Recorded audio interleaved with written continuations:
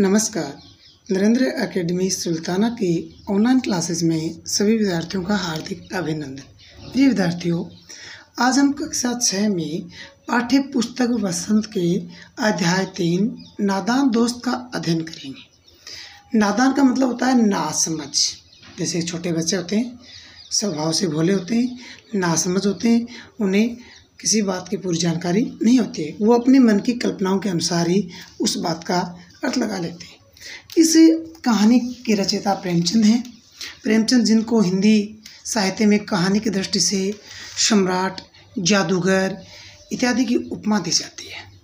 इस कहानी में दो प्रमुख पात्र जो भाई बहन हैं, एक केशव और दूसरी उसकी बहन है श्यामा।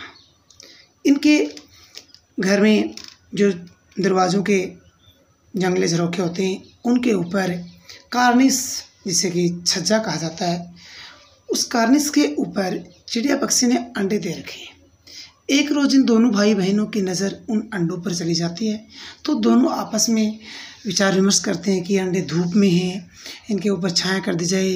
अंडे हैं वो तिनकों के ऊपर टिके हुए हैं, तो तिनकों की जगह कपड़े की कोई गद्दी सी बना दी जाए। और वो एक रोज़ जब उनकी माँ दोपहर के समय सो जाती है, तो वे दोनों भाई बहन चुपके से जा कर के और उस छज्जे पर जो अंडे चिड़िया के थे, उनको कपड़ों की सी गद्दी बना करके उसके ऊपर रखते हैं।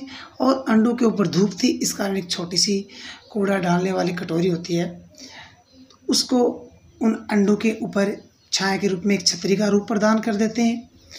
और उन अंडों को कपड़ों वाली गद्दी पर रखने के प्रयास में उनके हाथ लगाया, और किसी भी पक्षी के अंडे को जब कोई इंसान छू लेता है तो वो पक्षी उस अंडे को सेता नहीं है। फिर वो अंडा माना जाता है कि अपवित्र हो जाता है और वो पक्षी उसको त्याग देता है।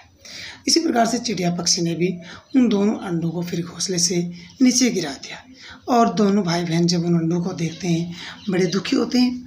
और उसी समय उनकी माँ वहाँ पहुँच जाती है, वो उनको डांटती है, और वे दोनों भाई बहन उन अंडों के टूटने से बहुत अधिक ही दुखी होते हैं।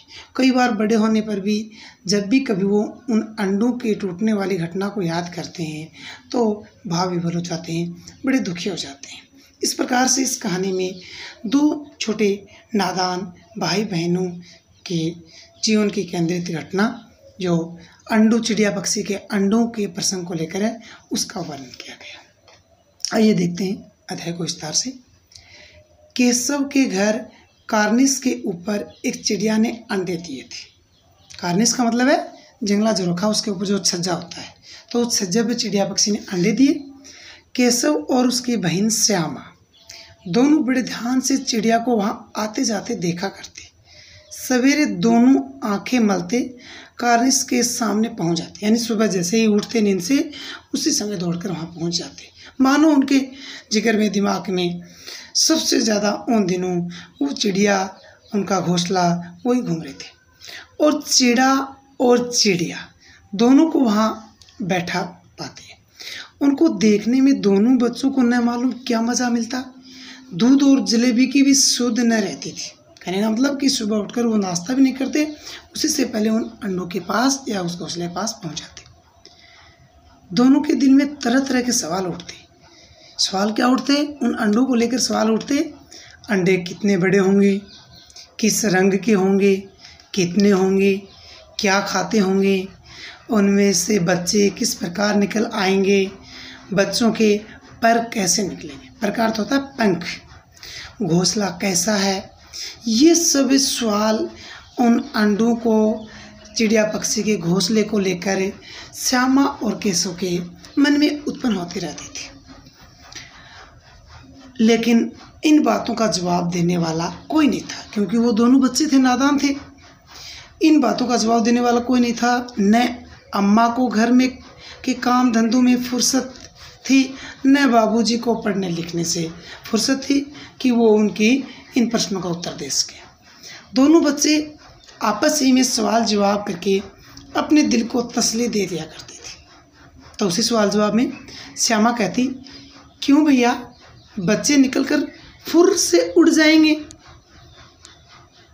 केशव विद्वानों जैसे गर्व से कहता, नहीं रे पगली, पहले पर निकलेंगे। पर का अर्थ है पंख।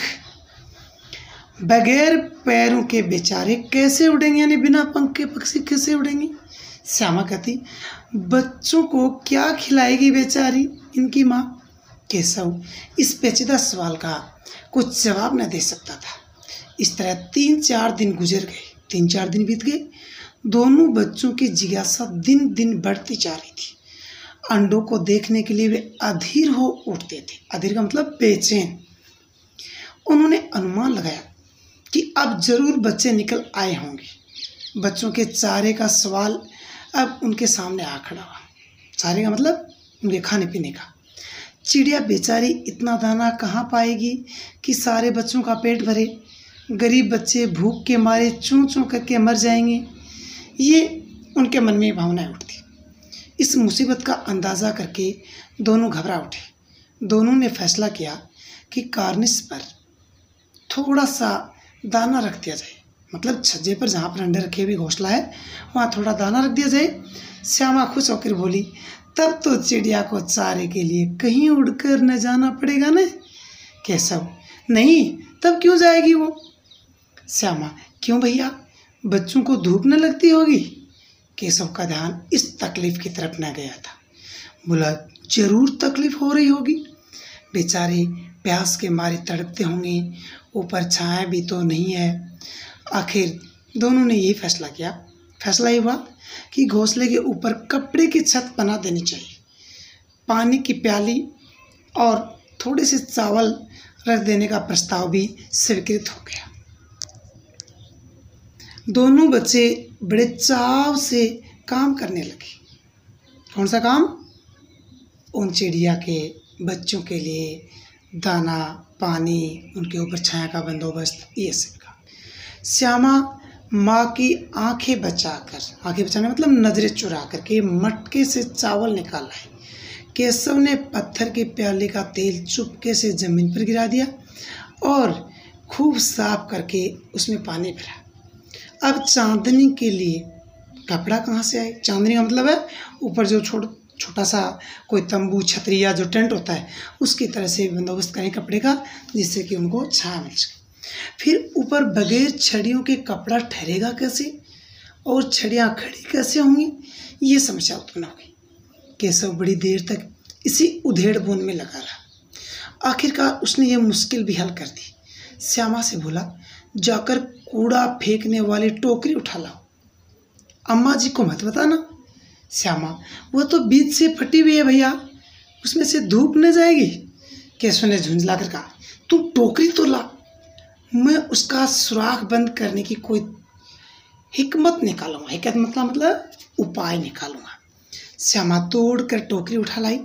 केशव ने उसे सुराख में थोड़ा सा कागज ठूस दिया और तब टोकरी को एक टहनी से टिका कर बोला, देख, ऐसे ही घोंसले पर उसकी आड़ कर दूंगा, तब कैसे धूप जाएगी।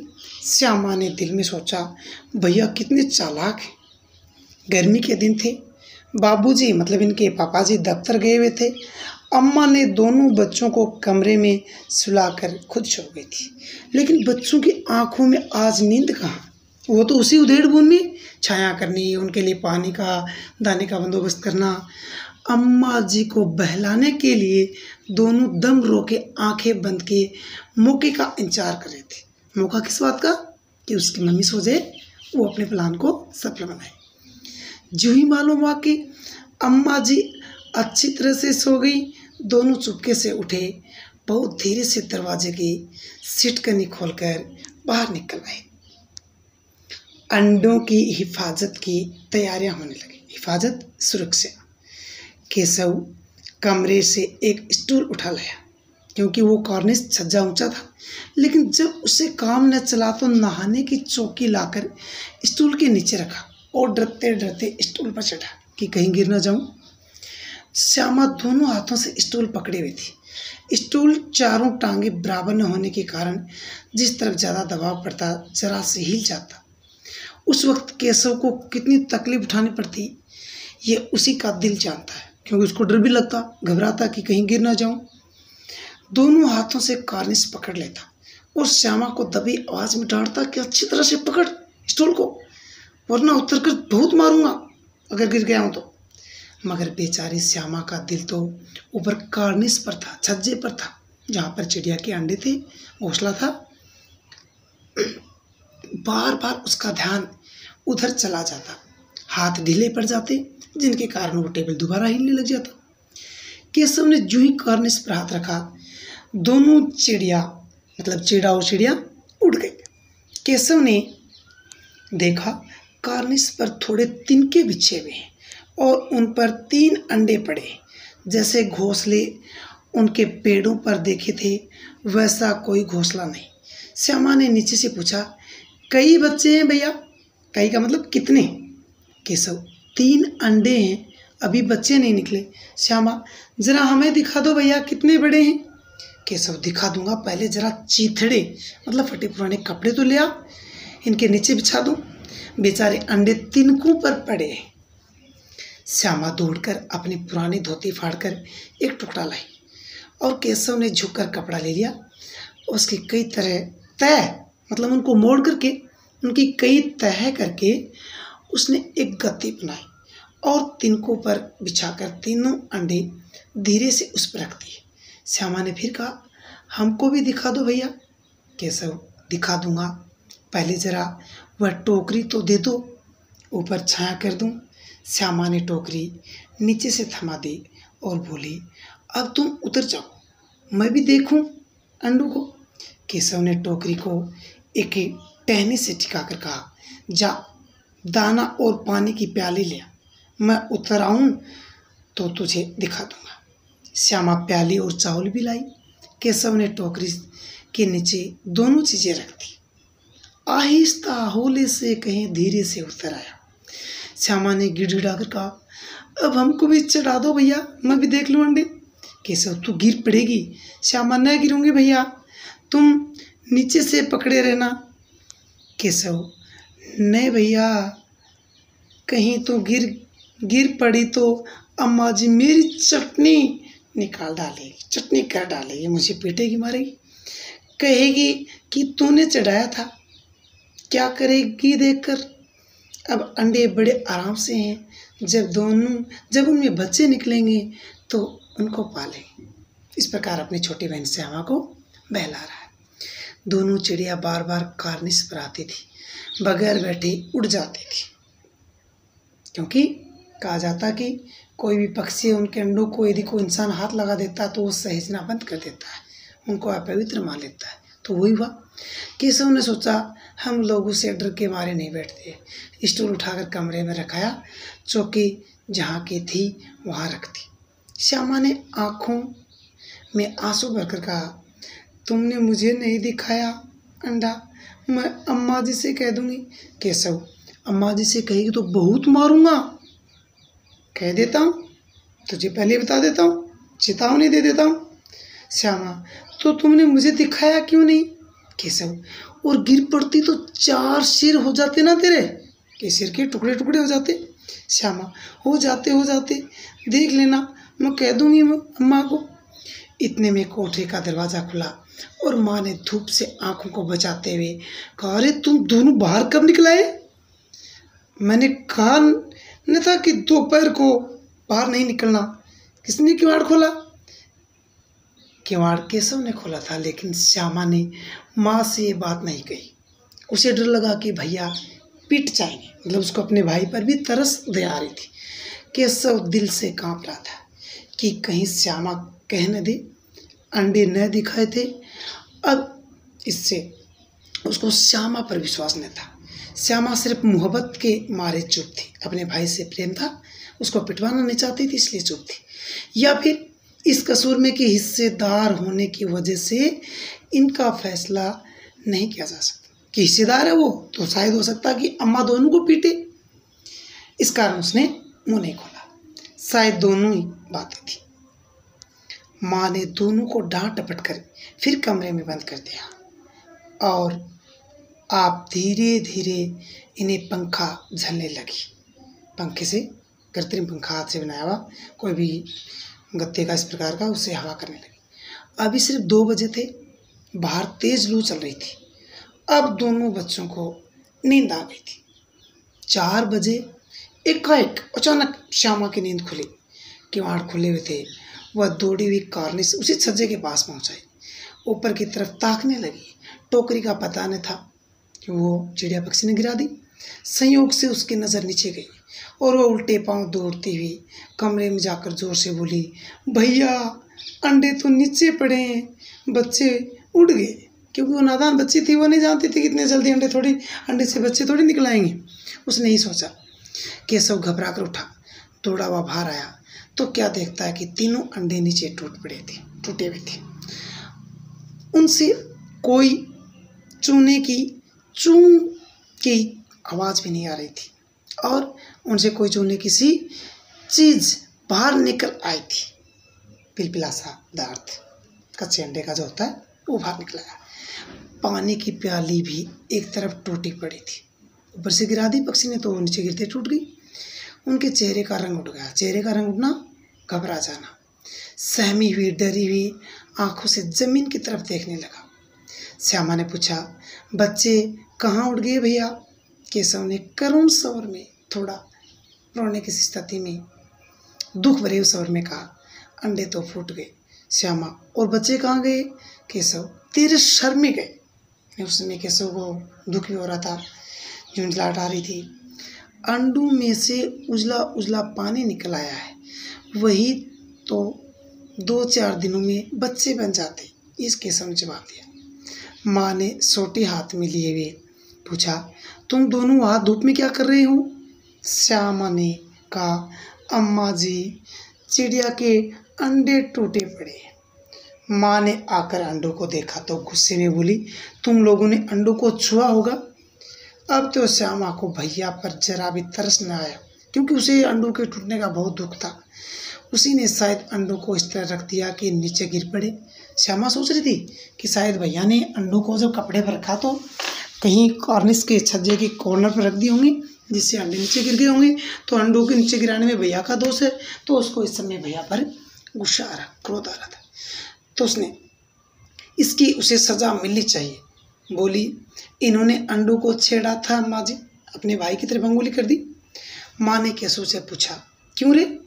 केशव भीगी बिल्ली बनना खड़ा। भीगी बिल्ली बनना, कुछ भी न बोलना, चुपचाप खड़े रहना ड्रेस में। माँ कहने लगी, तू वहाँ कैसे पहुँचा? श्यामा, चौकी पर स्टूल रखकर चढ़े अम्मा जी। केशव कहने लगा, तू स्टूल थामे नहीं खड़ी थी क्या? श्यामा, तुम ही ने तो कहा था। माँ, तू इतना बड़ा हुआ, तुझे अभी इतना भी मालूम नहीं कि छूने से, हाथ लगाने से चिड़िया के अंडे गंदे हो जाते हैं। चिड़िया फिर उन्हें नहीं सहती है, सहेजती नहीं है। श्यामा ने डरते डरते पूछा, तो क्या चिड़िया ने अंडे गिरा दिए अम्मा जी? माँ, और क्या करती? केशव ने सिर इसका पाप पड़ेगा। केशव के सिर इसका पाप पड़ेगा, यानी अंडों के टूटने का अपराध केशव के जिम्मे। हाय हाय, 3 जाने ले ली दुष्ट ने। 3 अंडे थे तो 3 बच्चे उसमें निकलते। तो माँ कहने लगी कि 3 का कत्ल, 3 का मर्डर कर दिया तूने। केशव रोनी सूरत बनाकर बोला, मैंने तो सिर्फ अंडों को गद्दी पर रख दिया था अम्मा जी। माँ को हंसी आ गई उनकी नादानी पर, मगर केशव को कई दिनों तक अपनी गलती पर अफसोस होता रहा। अंडों की हिफाजत करने के जोग में उनका सत्यानाश कर डाला। इससे याद कर वह कभी कभी रो पड़ता था। दोनों चिड़िया वहाँ फिर दिखाई नहीं दी। इस प्रकार से नादान दोस्त नाम की कहानी इसका समापन होता है। प्रिय विद्यार्थियों, आपको इस चैप्टर के जो प्रश्नोत्तर हैं, अभ्यास प्रश्नोत्तर हैं, ये आपको फिर कॉपी में करने हैं। केशव, पहला प्रश्न, केशव और श्यामा के मन में अंडों को देखकर तरह तरह के सवाल क्यों उठते थे? तो बच्चे थे, नादान थे, सवाल उठते, कब कितने बड़े होते होंगे, कितने दिनों में बच्चे निकलते होंगे, किस प्रकार के होते होंगे, क्योंकि वो बच्चे थे, नादान थे, नासमझ थे, पहले अंडे देखे नहीं थे। तो इस कारण इस कहानी के अंदर ये सब बातें आई, तो वही लिखना है। सेकंड प्रश्न, अंडों के बारे में दोनों आपस ही में सवाल जवाब करके अपने दिल की तसल्ली, अपने दिल को तसल्ली क्यों दे दिया करते थे? क्योंकि उनकी मम्मी को घर के कामों में फुर्सत नहीं रहती और पापा को पढ़ाई लिखाई काम में, बाबू लोग थे ऑफिस में बिजी रहते, तो उनके इन प्रश्नों का कोई उत्तर देने वाला नहीं था। इस कारण दोनों आपस में अपनी सोच के अनुसार एक दूसरे के प्रश्नों का उत्तर देकर दिल को तसल्ली दे दिया करते थे।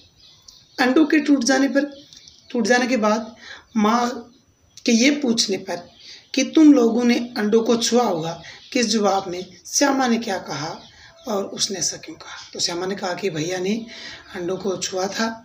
और क्यों कहा उसने ऐसा? क्योंकि उसमें उसे बहुत क्रोध आ रहा, गुस्सा आ रहा था अपने भाई पर कि शायद इसने अंडों को ऐसे इस प्रकार सही ढंग से सुरक्षित रूप से नहीं रखा, अंडों को छज्जे के किसी कोने पर रख दिया होगा जिनके कारण अंडे नीचे गिर गए, टूट गए। तो उसने अपने भैया का दोष मान रही थी। इस कारण सारी घटना के बारे में अपनी माँ को सब कुछ बता दिया। पाठ के आधार पर बताओ कि अंडे गंदे क्यों हुए और उन अंडों का क्या हुआ? तो कहा जाता है कि किसी भी पक्षी के अंडे को जब इंसान हाथ लगा देता है, स्पर्श करता है, तो वो पक्षी उसको सेना बंद कर देता है, अपवित्र मान लेता है, उनको त्याग देता है। और इसी कारण उन अंडों को चिड़िया पक्षी ने नीचे गिरा दिया, जिनके कारण वो अंडे टूट गए, उनसे बच्चे नहीं निकल सके। अगला प्रश्न है, अंडों की देखभाल के लिए केशव और श्यामा से धीरे से बाहर निकले क्योंकि? तो कारण इन ऑप्शन में पढ़ करके आपको देना है। जो कारण आपने कहानी में समझा भी है वो इसके अंदर बताना है। नेक्स्ट प्रश्न है, कॉर्निस पर अंडों को देखकर केशव और श्यामा के मन में जो कल्पनाएं आई, उन्हें चोरी चुपके जो कुछ कार्य किए, क्या वे उचित थे? तो वैसे देखें तो वो कार्य उचित थे, क्योंकि किसी भी पक्षी को धूप से बचाना, दाना पानी की व्यवस्था करना, वो सब हमारा धर्म होता है। लेकिन नासमझ थे, नादान बच्चे थे, वो इस बात को नहीं जानते थे कि अंडों को छूने से पक्षी उनको सहेजना बंद कर देता है। तो उनकी नज़रों में तो उन्होंने जो काम किया वो तो पूरी तरह से उचित था, लेकिन नासमझी के कारण वो कार्य अनुचित हो गया था। अगला प्रश्न है, पाठ से मालूम करो कि माँ को हंसी क्यों आई? तुम्हारी समझ से माँ को क्या करना चाहिए था?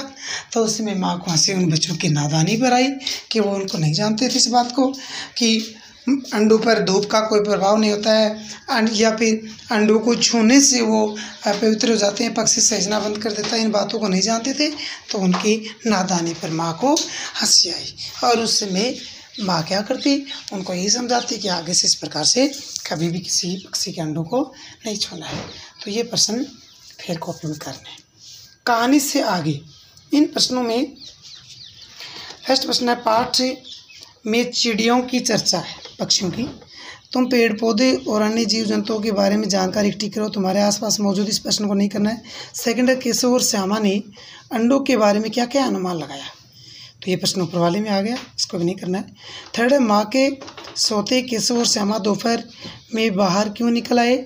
माँ के पूछने पर भी दोनों में से किसी ने किवाड़ खोलकर दोपहर निकलने के कारण क्यों नहीं बताया? क्योंकि दोनों दोषी थे। बहन ये सोच रही थी कि अगर बता दिया कि भैया ने मुझे इन अंडों पर छाया करने के लिए या दाना पानी की व्यवस्था करने के लिए प्रेरित किया था, तो शायद माँ भैया को पीटेगी। इस कारण भी कभी ये सोच रही थी कि मैं भी इस कार्य में बराबर हकदार थी, मैं भी दोषी माने जाऊँगी, पीटी जाऊँगी। इस कारण से उन्होंने कुछ भी नहीं बताया। तो ये प्रश्न करना। फोर्थ प्रश्न, प्रेमचंद ने इस कहानी का नाम नादान दोस्त रखा, तुम इसे और क्या शीर्षक देना चाहोगे? तो पाठ को पढ़कर, कहानी को पढ़ करके आपको लगे कि इस नाम की कसौटी पर यह रचना खरी उतर सकती है, वो दूसरा नाम इसको आप दे सकते हैं। तो इस प्रकार से इस चैप्टर में आपको फेयर कॉपी में 4 तो अभ्यास प्रश्न करने हैं, और उसके बाद में ये ऑप्शन वाला है, विकल्प वाला 5, 6, 7, 8 ये भी फेयर कॉपी में करने। कहानी से आगे इसमें केवल आपको थर्ड प्रश्न ही करना है। धन्यवाद। एक बार बोले सब